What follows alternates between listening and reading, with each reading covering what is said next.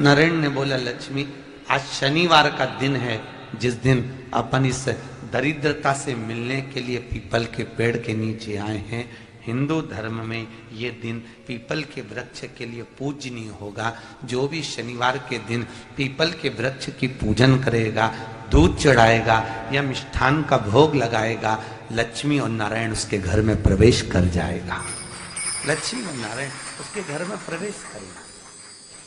इसलिए नियम बनाया। कौन से दिन का? शनिवार। लक्ष्मी जी बोली, नारायण आपने तो एक दिन का वार लिख दिया। शंकर जी ने 7 वार बनाए हैं, रविवार, सोमवार, मंगल, बुध, गुरु, शुक्र और शनि। ये शिव जी ने बनाए। अब एक दिन आपने अपना बना लिया, बाकी के दिन अगर कोई इस पीपल के वृक्ष के नीचे आएगा और यहां तो दरिद्रता बैठी है, तो उसका क्या होगा? भगवान नारायण बोले, सुन दरिद्रता, तेरे से एक विनती है, अगर कोई भी मनुष्य इस पीपल के पेड़ के नीचे अगर 7 दिन में आता है और उसके हाथ में अगर कोई सामग्री होती है, तो तू उसके घर में प्रवेश नहीं करेगी। नियम है पीपल के वृक्ष का, या तो पानी का लोटा लेकर जाओ, कुंकू का चोपड़ा लेकर जाओ, शक्कर लेकर जाओ, या पेड़ के नीचे चींटी को डालने के लिए आटा ले जाओ, पर खाली हाथ पीपल के वृक्ष के नीचे कभी मत जाओ, कभी नहीं। खाली हाथ जाओगे तो दरिद्रता तुम्हारे घर में प्रवेश करेगी। दरिद्रता उठकर खड़ी होकर बोली, नारायण तुमने अपनी मनमानी करी है, एक दिन मुझे भी मेरा चाहिए। भगवान ने कहा, बोल कौन सा दिन चाहिए? दरिद्रता कहती है, रविवार के दिन इस पीपल के वृक्ष के नीचे मैं दिन भर नृत्य करूं, इसमें रहूं, और जो यहाँ आए रविवार को मैं उसके घर में प्रवेश करूं। भगवान ने कहा, ठीक है। दरिद्रता, रविवार का दिन एक ऐसा दिन रहेगा जिस दिन तू इस पीपल के वृक्ष के नीचे नृत्य करेगी, और जो आएगा इस पीपल के वृक्ष के नीचे तो उसके साथ प्रवेश करेगी। मैंने तुझे वर दिया। इसलिए हमारे यहाँ केवल पीपल का वृक्ष अगर दीवार में भी लग जाता है ना, किसी की फैक्ट्री की दीवार में, किसी के घर की दीवार में पीपल का वृक्ष अगर लग जाता है, पीपल का पौधा लग जाता है, उसको कितना भी तोड़ लो वो वापिस लग जाएगा। फिर तोड़ोगे फिर लग जाएगा। अगर पीपल के पौधे को तोड़ना है तो केवल रविवार का दिन एक नींबू, एक मिर्ची और बमूल का कांटा, ये 3 चीजें रखने के बाद में आधे घंटे बाद रविवार के दिन पीपल के पेड़ को उखाड़ कर फेंक दो। दूसरी बार कभी पीपल दीवार में लगता ही नहीं है, कभी नहीं लग सकता। केवल एक रविवार का, केवल एक संडे, इतवार का।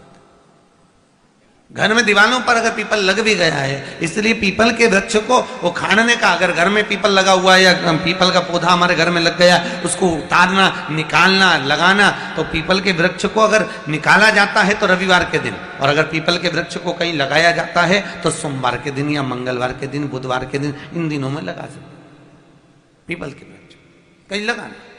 शनिवार का दिन एक ऐसा दिन होता है जिस दिन पीपल के वृक्ष को कहीं जाकर लगाया नहीं जाता, क्योंकि शनिवार के दिन पीपल के वृक्ष के नीचे लक्ष्मी रहती है। हम अपने हाथों से अगर पीपल का वृक्ष किसी दूसरी जगह पर शनिवार को रोपित करते हैं तो हमारे घर की लक्ष्मी अपने घर से छिन्न होकर चली जाती है।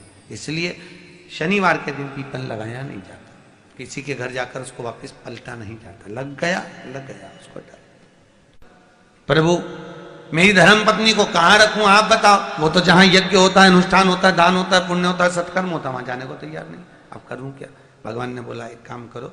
दुर्वासा जी बोले, जिसके यहां रात्रि में बर्तन झूठे पड़े रहते हो, उसके घर में इस दरिद्रता को लेकर तुम प्रवेश कर जाना। जिसके यहां रात्रि में बर्तन झूठे पड़े हो, वहां लेकर प्रवेश कर जाओ। दूसरी जगह दुर्वासा जी बोले, जो स्त्री घर में दोपहर के समय पर सो रही हो, उसके घर में इसको लेकर प्रवेश कर जाइए। जो स्त्री दोपहर के समय में घर पर सो रही हो, इस दरिद्रता को लेकर प्रवेश कर जाइए। तीसरा, जिसके यहां पर दरवाजे पर कांटे वाले पौधे लगे हों, उस घर में इस दरिद्रता को लेकर प्रवेश कर जाइए। दरिद्रता, कितनी सुंदर बात कही है। दाता और विधाता, कौन कौन? दाता और विधाता। लक्ष्मी और दरिद्रता के सगे भाई हैं। कौन कौन? दाता और विधाता। दाता को फिटकरी प्रिय है, विधाता को नमक प्रिय है। ये दोनों हमेशा लक्ष्मी को और दरिद्रता को दोनों को समझाते थे, दोनों में प्रेम बढ़ाते थे। आज भी हिंदू धर्म की रीति है। यहां तो ठीक है, जिसके यहां पर भी अगर थोड़ी सी भी परेशानी होती है, थोड़ा सा क्लेश होता है, अशांति होती है, लक्ष्मी नहीं टिक रही हो, काम नहीं बन रहे हो, बहुत प्रयास करा जा रहा हो और हमारा कार्य नहीं होता, तो क्या करते हैं? फिटकरी और नमक को पानी में डाल देते हैं और घर में पोछा लगा देते हैं। आप लोगों ने आजकल फेसबुक पे भी पढ़ा होगा, व्हाट्सएप पे भी पढ़ा होगा। तो क्यों लिखा उसमें? उसका कारण ही केवल यह है कि दाता और विधाता की प्रियता उसमें। माता ख्याति के जो 4 बच्चे हुए, इसमें जो 2 लड़के हैं, दाता और विधाता, उसकी प्रियता उसकी पूर्णता उसमें। अब दुर्वासा जी बोले अपनी धर्म पत्नी को वहां लेकर, जहां कांटेदार पौधे लगे हों वहां पर लेकर प्रवेश कर जाइए। कांटेदार पौधों में उस दरिद्रता का निवास हो गया। कितना विचित्र कथा यहां वर्णन करी है। श्रीमद् भागवत के अंतर्गत जो वर्णन किया कि मृत्यु निश्चित है।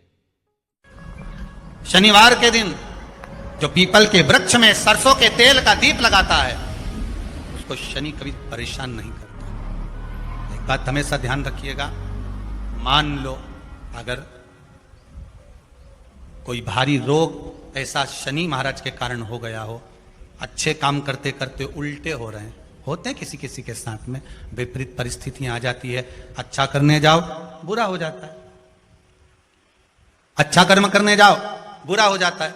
तो पीपल के वृक्ष की जो छाल होती है, छाल देखिए, पीपल के वृक्ष में जो छाल लगी होती है, उस छाल को घिसकर चंदन बनाकर भगवान शंकर का स्नान कराकर, अभिषेक कराकर, पूजन कराकर, पूजन कराने के बाद में पिपलेश्वर महादेव का नाम लेकर, कौन से महादेव? पिपलेश्वर महादेव का नाम लेकर वो जो घिसी हुई छाल होती है, उस छाल का तिलक भगवान शंकर को लगा लो और उसी का थोड़ा सा भाग अपने कंठ पर, मस्तक पर लगाना प्रारंभ कर दो। धीरे धीरे जो विपरीत दशा है वो सुधरना प्रारंभ हो जाती है। पर नाम याद रखना, पिपलेश्वर। जब कहूंगा तो इसलिए शनि महाराज की दृष्टि नीचे रहती है, सामने कभी नहीं रहती। शनि मंदिरों में जितने भी शनि मंदिर हैं, आप सारे शनि मंदिरों में जाकर दर्शन करोगे तो शनि महाराज की दृष्टि सामने है। पर शास्त्र कहता है शनि महाराज ने दृष्टि अपने ऊपर नहीं रखी, नीचे की ओर रखी है, नीचे झुकाकर। अब लोग समझे तो ना, मंदिरों में जितने शनि मंदिर हैं, सब मंदिरों में शनि की दृष्टि सामने रख दी। जो आता है तेल चढ़ाने, पूजन करने के लिए दृष्टि सम्मुख होती है।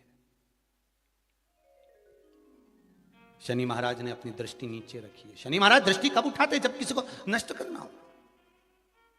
तुम जिस पर दृष्टि डालोगे वो जलकर भस्म हो जाएगा, ये शनि महाराज की धर्म पत्नी ने कहा है। और आज शनि महाराज जी की धर्म पत्नी जिस घर में निवास कर रही हैं, शनि महाराज जिस घर में निवास कर रहे हैं, उस मकान का नाम क्या है? अभी बताया था, क्या नाम था? कुंभ। अपने भी मकान का नाम होता है ना, कोई ने पितृ कृपा लिख देता है, कोई गुरु कृपा लिख देता है, कोई देव कृपा लिख देता है, कोई लक्ष्मी कृपा लिख देता है, कोई अपने पिताजी का नाम से लिख देता है। मकान का नाम लोग रख देते हैं, हमारे मकान का नाम। तो शनि महाराज के घर का नाम था कुंभ। उस कुंभ मकान में शनि महाराज रह रहे थे, पिताजी का आगमन हो गया। बहुत ध्यान से सुनना, ये मकर संक्रांति की कथा है। पहले मिली कि नहीं मिली वो हम नहीं जानते, पर मकर संक्रांति का भाव को जान लीजिए महाराज, कि क्यों महत्व है दान का, गुड़ और तिल्ली का, क्यों महत्व है सूर्य नारायण के पूजन का।